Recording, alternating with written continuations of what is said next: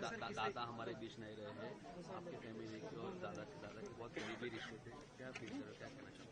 बहुत ही दुख भरी आज की ये वार्ता है और हम सभी इस शोक से बाहर निकले, यही ईश्वर की तरफ मैं प्रार्थना करूंगा। दादा और हमारे परिवार के संबंध बड़े नजदीकी रहे।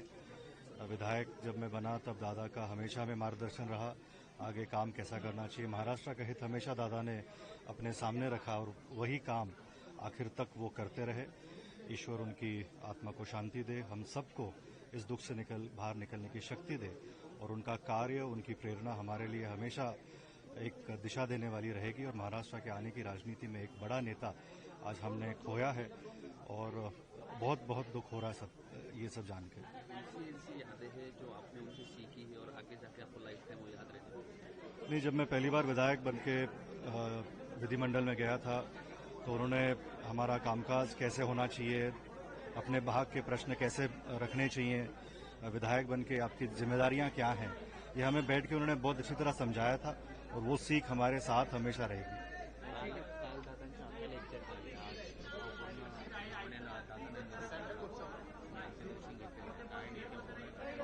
महाराष्ट्राने आपला लाडका दादा गमावला आहे आणि एवढं मोठं नेतृत्व महाराष्ट्राने अनेक दशकांची त्यांची ती महाराष्ट्राची सेवा ही आपल्या डोळ्यासमोर आहे। आम्ही जेव्हा विधिमंडळात नवीन आमदार म्हणून गेलो तेव्हा बारकाव्यानं आमच्याकडे त्यांचं लक्ष असायचं।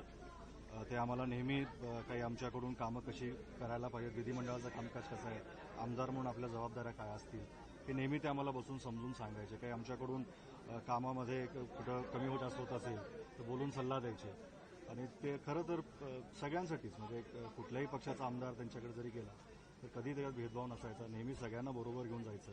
एखादं काम जरी आज होत नसेल पण त्याचा पाठपुरावा कसा करायचा, त्याच्यानंतर त्यांच्याकडून जी आम्हाला शिकवण मिळाली की महाराष्ट्राचं हित हे नेहमी डोळ्यासमोर ठेवून पारदर्शकपणे आपण काम करावं, लोकसेवा हीच त्यांच्या खऱ्या अर्थानं त्यांच्याकडून आम्ही शिकलो आणि तीच प्रेरणा आमच्या समोर राहिली। काही मोजके नेते आहेत ज्यांच्यासाठी महाराष्ट्र आधी हळहळला होता, आताही हळहळला, त्यामध्ये विलासराव देशमुख,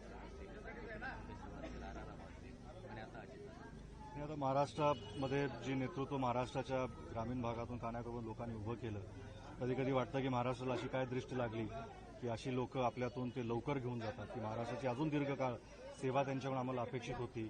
एक मोठं नेतृत्व, एक मोठा चेहरा ज्यांनी ग्रामीण भागाला बांधलं, सहकार क्षेत्राला बांधलं, साखर कारखानदारीमध्ये असेल आणि प्रत्येक गाव जिल्हा, आपलं शहर, आपलं गाव किती सुंदर असावं, कसं त्यामध्ये महाराष्ट्राच्या माध्यमातून विकास निधी, अर्थसंकल्प, ह्या सगळ्या गोष्टी की महाराष्ट्राला बांधून ठेवण्याचं काम ज्यांनी केलं ते आपल्यात आज नाही आहेत। ती मोठी पोकळी आहे, कधी न भरून येणारी, पण त्यांच्या कार्याची प्रेरणा, त्यांचं काम करण्याची पद्धत ही आम्हा सर्वांनाच प्रेरणादायी आहे। आणि राजकारणामध्ये आपल्यासमोर काही उदाहरण असावं, आपण कुणासारखं काम करावं, तर लोकांमध्ये एक अपेक्षा असते की तुम्ही दादासारखं काम केलं पाहिजे आणि तीच प्रेरणा घेऊन आम्ही सर्वजण येणाऱ्या काळामध्ये आपापल्या भागामध्ये काम करू।